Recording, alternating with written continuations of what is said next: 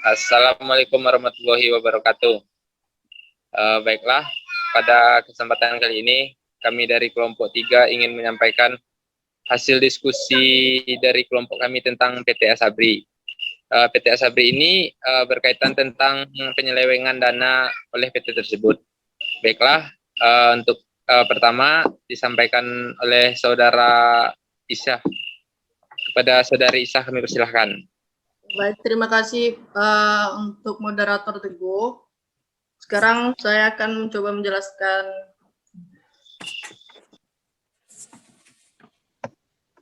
kasusnya.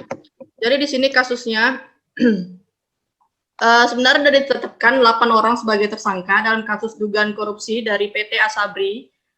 Di sini sudah ditetapkan oleh penyidik kalau ada 10 saksi perkara dugaan tindak korupsi tersebut. Dan ini nih udah kasusnya udah lama banget, dari tahun 2012 sampai 2019.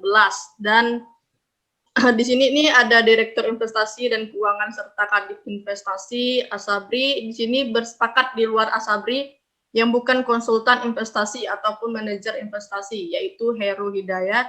Terus ada Beni Cokro Saputro dan Lukman Purnomosidi.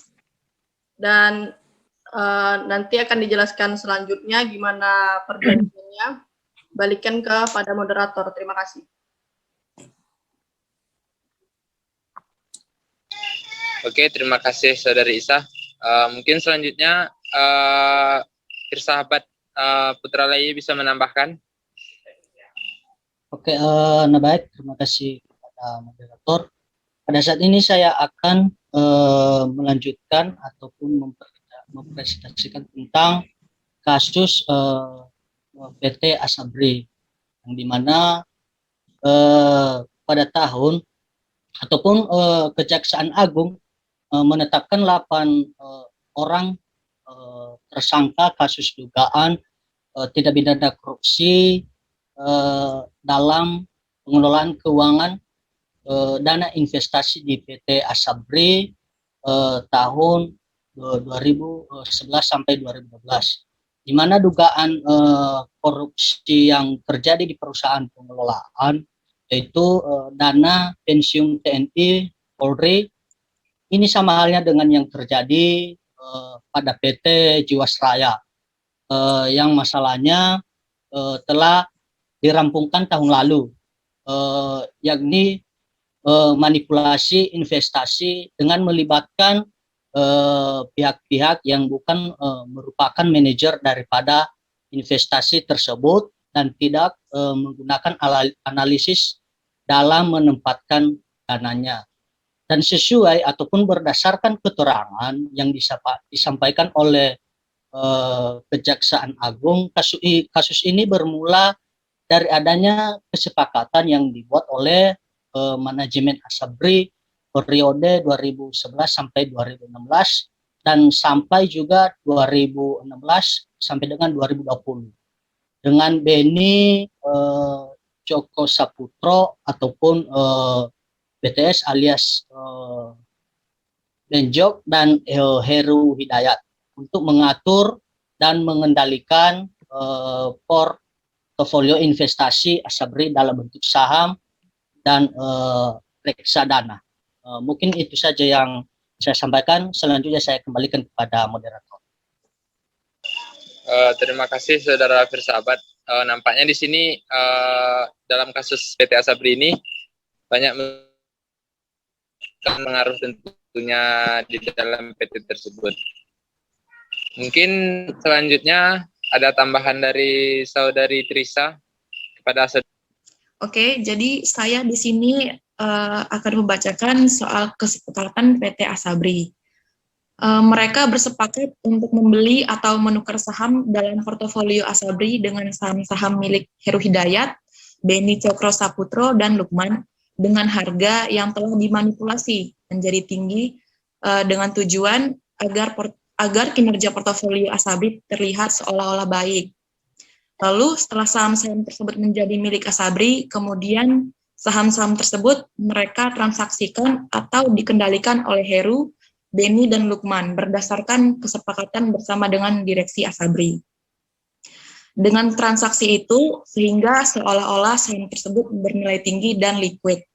Padahal transaksi-transaksi yang dilakukan hanya transaksi semu, dan hanya menguntungkan Heru, Beni, dan Lukman, serta merugikan investasi Asabri itu tersendiri. Ini karena Asabri menjual saham-saham dalam portofolionya dengan harga yang di bawah harga perolehan saham-saham tersebut. Untuk menghindari kerugian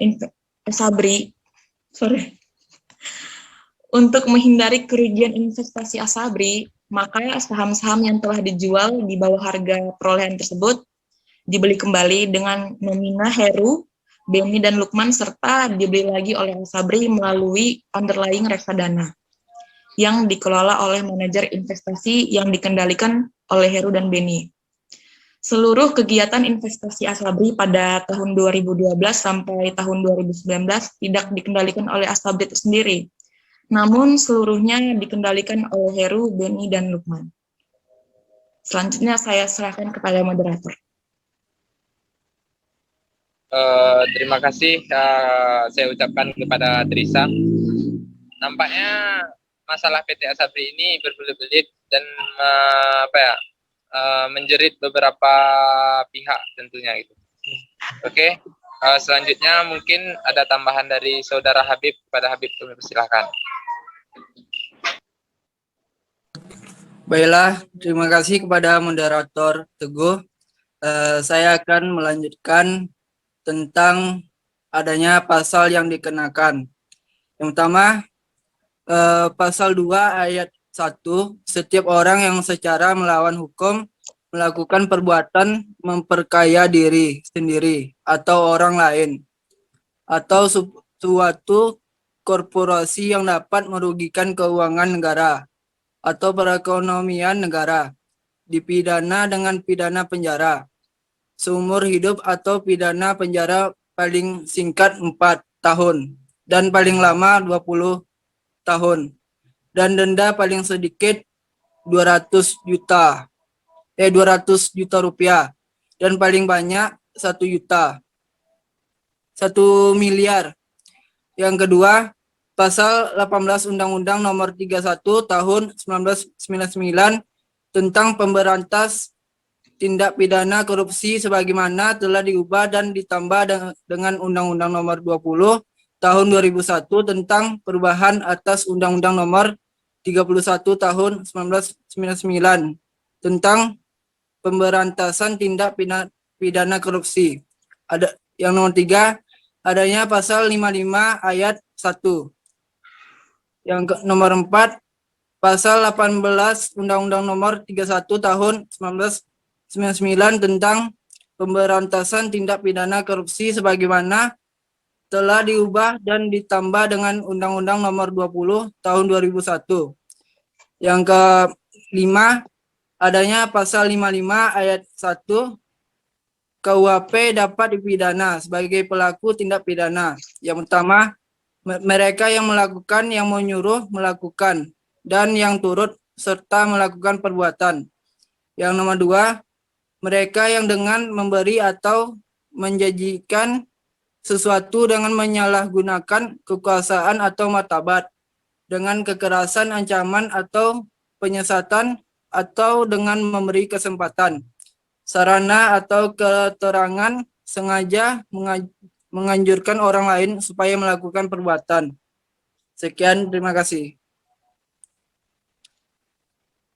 Terima kasih saya ucapkan kepada Habib. Nampaknya oknum-oknum yang terlibat di masalah PT Asabri ini terlilit banyak pasal tentunya di Indonesia. Selanjutnya ada mungkin sedikit tambahan dari saudara Randy. Kepada saudara Randy kami persilahkan.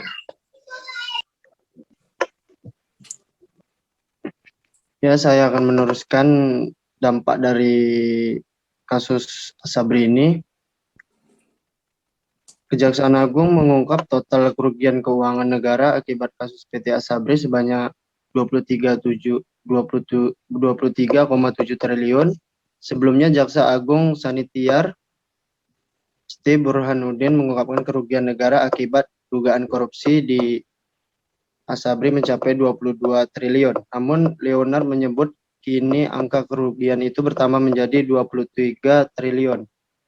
Merugikan investasi atau keuangan PT Asabri karena menjual saham-saham dan portofolio dengan harga di bawah harga perolehan saham-saham tersebut.